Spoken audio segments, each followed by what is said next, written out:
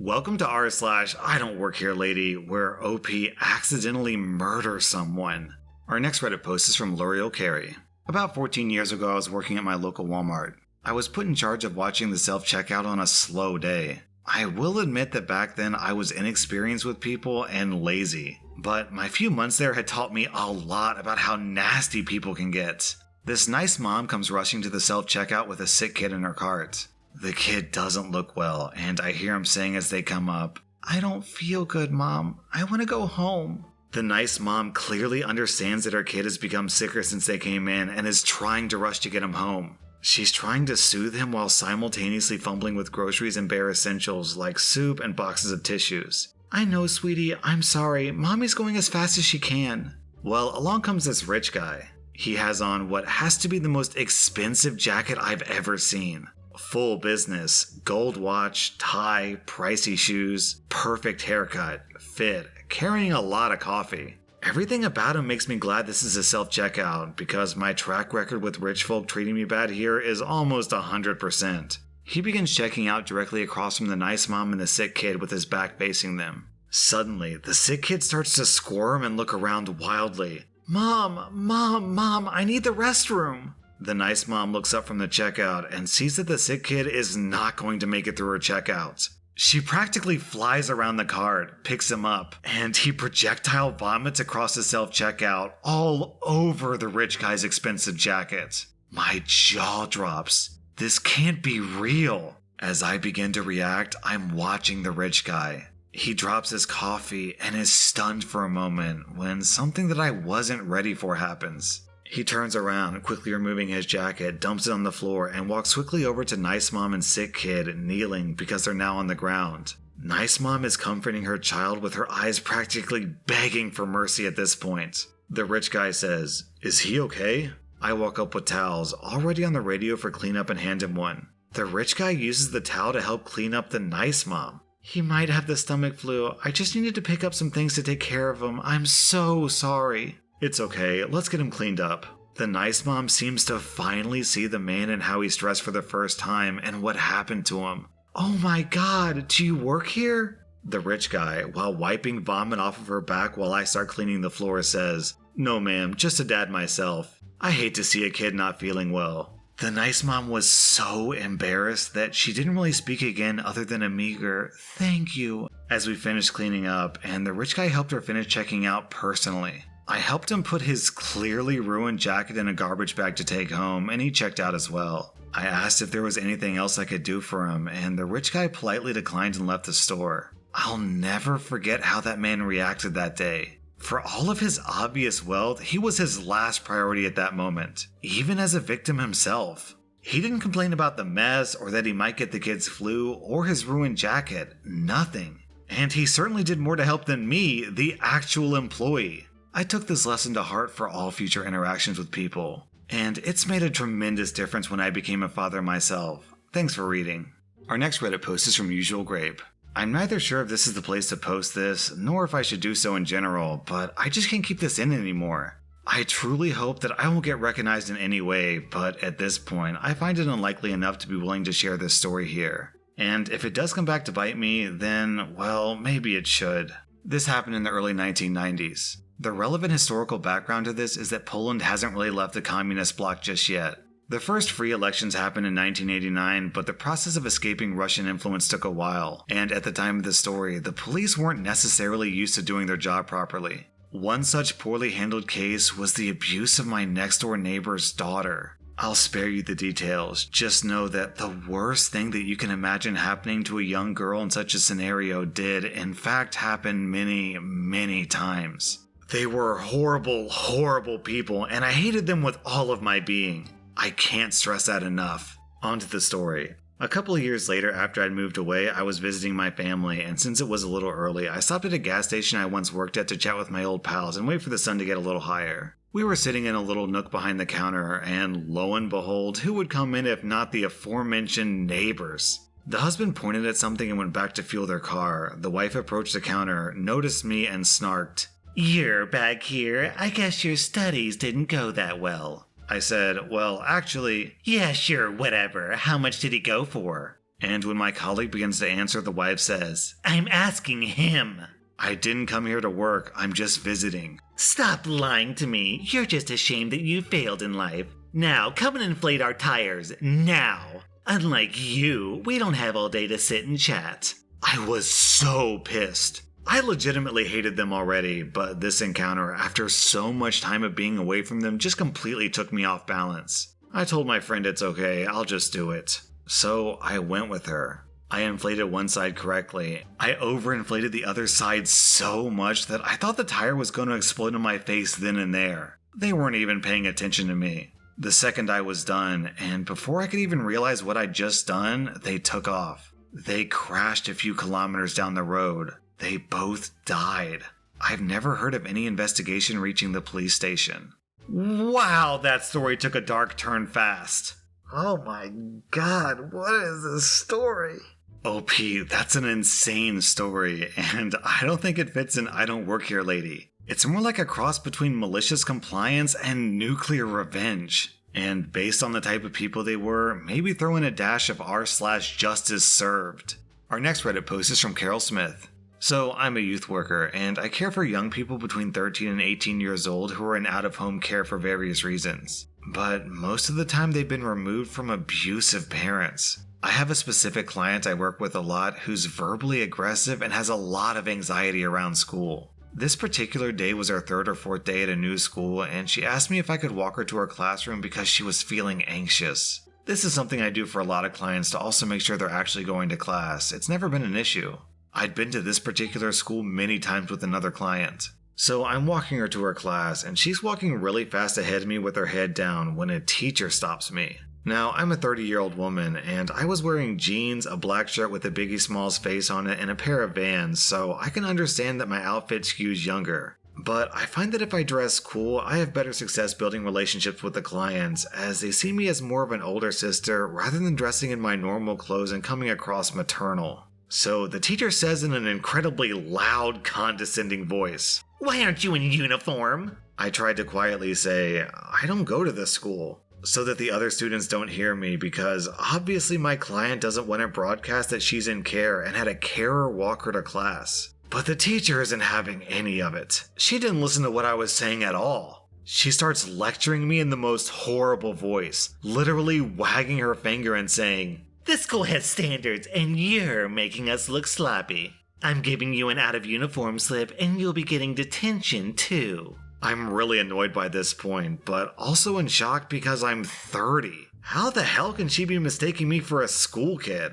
I have a forehead wrinkle and the beginnings of crow's feet. How is this possible? I very firmly say, "There's no need to speak to me that way. I don't go to this school." And of course she doesn't let it go. She gets louder and says, "If you don't go to this school, you need to leave. We don't allow other school children on our property." My client, who's been standing there getting more and more agitated, decides to set her straight and, at the top of her lungs, screams, "She doesn't go here, you dopey grunt! She's my carer!" The teacher turns bright red, and every student is looking at us now. The teacher mumbles something about visitors needing to sign in. I told her I had, and we kept walking. My client was so embarrassed, but her little outburst instantly made her popular with the other students because, as she told me later, that teacher is absolutely horrible to everyone. My client was spoken to by her teacher about appropriate language at school, but wasn't punished. So, not exactly I don't work here lady, but more of a I don't go here lady. If I know anything about high schoolers, then that teacher has permanently earned the new nickname of Dopey Grunt. And down in the comments, we have a similar story from I'm a Little French Press. This reminds me of the time I went to my daughter's school to speak to the principal, and he told me I needed to stand when he spoke to me because he had mistaken me for a student. I was already pissed about why I was there, and "F you, I'm a parent" came spewing out of my Brooklyn mouth. He told me I looked really young to justify his postulating. I told him he should make sure he knows who he's talking to. Effing butthole. And then beneath that, Cloth Diaper Addict says, "That's up there with the time my mother made the assistant principal of my high school cry." And then when someone asked Cloth Diaper Addicts for their story, they wrote this: "She called me a liar in front of my mom. I'm honest to a fault and will carefully parse answers to exactly the question as asked rather than intended. My high school had a closed campus for lunch and sucky food. I had a car that I drove. I left, went out and got lunch, and came back for no other reason than I wanted to eat something not available on campus. As I walked in with my food, the assistant principal asked if I was just getting in. Obviously I was, because she had just seen me park, so I told her I was. She went and checked my attendance, then saw that I had been to classes. She called me and my mother to the office. I guess she thought she had the smoking gun. I'd left without school permission and came back. She told me I lied to her. I told her I most certainly didn't lie to her. She literally saw me just arrive. As soon as she snapped, "That's not what I meant and you know it." The assistant principal took a breath to let out some vitriol, and my mother cut her off and demanded to know exactly what that woman had asked me. That was when my mother lit her up. The assistant principal's inability to ask the right questions in a direct manner was her own stupidity, not my dishonesty. The assistant principal just kept harping about the rules. My mother shrugged, said I had her permission to leave, and that was that. The angrier the assistant principal got, the less F's my mother gave. When the assistant principal said that I unequivocally could not leave, regardless of my mother's views, my mother flew into a rage of her own. Who did that woman think she was? My mother turned to me and said explicitly that I'm forbidden to stay on campus during lunch. She was writing me a note to leave every single day, and I had better take advantage of it. She then turned to the assistant principal and told her that her feelings on the matter are irrelevant. Her inability to communicate showed that she was stupid and should feel bad, etc. Not a single four-letter word was used, but my mother's feelings were clear. The assistant principal's authority had no power over me, period. The assistant principal cried. My mother stormed out, vindicated. All because the assistant principal questioned my integrity. If she had focused on my rule breaking, I would have been the one in trouble. In the end, that assistant principal would turn and walk away if she saw me in the hallways and literally never said another word beyond stink eye. Probably because the principal warned her about my mother and his run-ins with her over a decade ago from one of my older sisters. It really seems like some people become teachers because they want to help the next generation grow into beautiful and well-educated people. And it really seems like some people become teachers just because they want to be able to boss around young people. Our next Reddit post is from McKellisaur. I wasn't sure where this Karen story belonged, but I decided to post it here in honor of its hero, who most definitely doesn't work here anymore. So, for context, this story involves me, a nice lady, a Karen, Karen's husband, and a guy who used to work there. We'll call that guy Adam, but he's actually my hero. Also, I'm obviously a trans guy, which didn't help. I work at a large hardware store as an appliance associate. We wear orange aprons. I'll let you figure out where that is. Now, I don't usually work in flooring, but the regular flooring guy was on break, so after the nice lady asked me to get something down from the overhead floor, I headed over there to help. Seeing Karen and Adam standing at the carpet cutting machine, but not together, I tell them I'll come help them as soon as I'm done with the nice lady. After about 2 minutes, I return to the carpet cutting machine to find Karen gone, leaving me to talk Adam through what would be best for him to get for his project. Just as I'm getting ready to roll out the carpet that we decided on, Karen comes stomping back. "There you are." Adam says, "It's alright, man. Take care of her first. I'm not in any rush. How can I help you, ma'am?" "I need 60 feet of AstroTurf. How effing hard is that?" I start rolling out her carpet. "You should have just done that to begin with. Are you stupid or something? All of you people are lazy, good-for-nothing R-words." "Ma'am, there's no reason to talk to him like that. He's just doing his job." "Not effing fast enough. Not like it's any of your business. You need to stay out of our conversation." "Look, he's just trying to do his job, and you're acting like a B-word." A verbal smackdown ensues until my manager, we'll call her Debbie, walks over to intervene. "Is there a problem?" "I was just having a conversation with OP, and then this guy started being rude. You need to handle it." "Ma'am, he doesn't work here. I don't know what you want me to tell you." My manager proceeds to try to talk this woman down while I roll and cut her carpet. By the time I had her carpet ready, her husband had arrived with a cart to load it up. Then, thinking everything was over, my manager walks away and I turn to Adam to get him his carpet. That's when I realized that Karen had been telling her husband what happened. The husband storms over to Adam and says, "Did you call my wife a B-word?"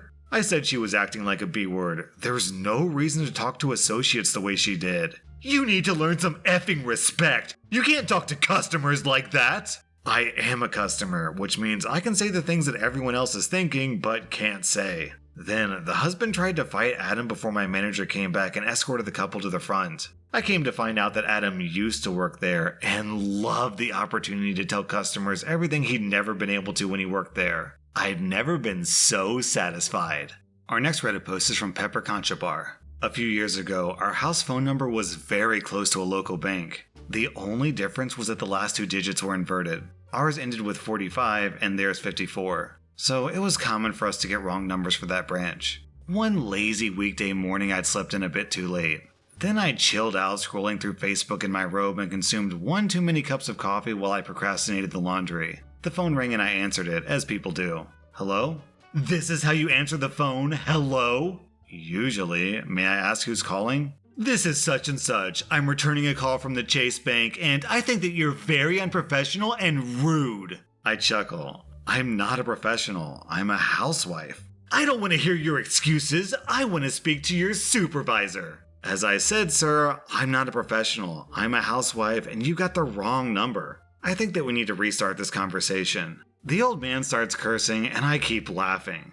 Once again, I believe that you got the wrong number, sir. This isn't a bank. This is a private residence. I'm in my living room. I'm a housewife and not a professional. And I hope that you have a really fantastic day. I am so sorry. Thank you for your kindness and your courtesy. Not a problem, sir. Misunderstandings happen. Once again, I hope that you have a pleasant day. You too, and thank you. It really surprises me how hard it is for people to realize their error. Once they lock in, they can't let it go. It's nice that this guy owned up to his mistake, but that's still no way to talk to a service worker. This guy sounds like a douchebag. That was rSlash Idontworkherelady, and if you like this content, then check out my podcast where I publish the exact same episodes. Also hit that subscribe button because I put out new Reddit videos every single day.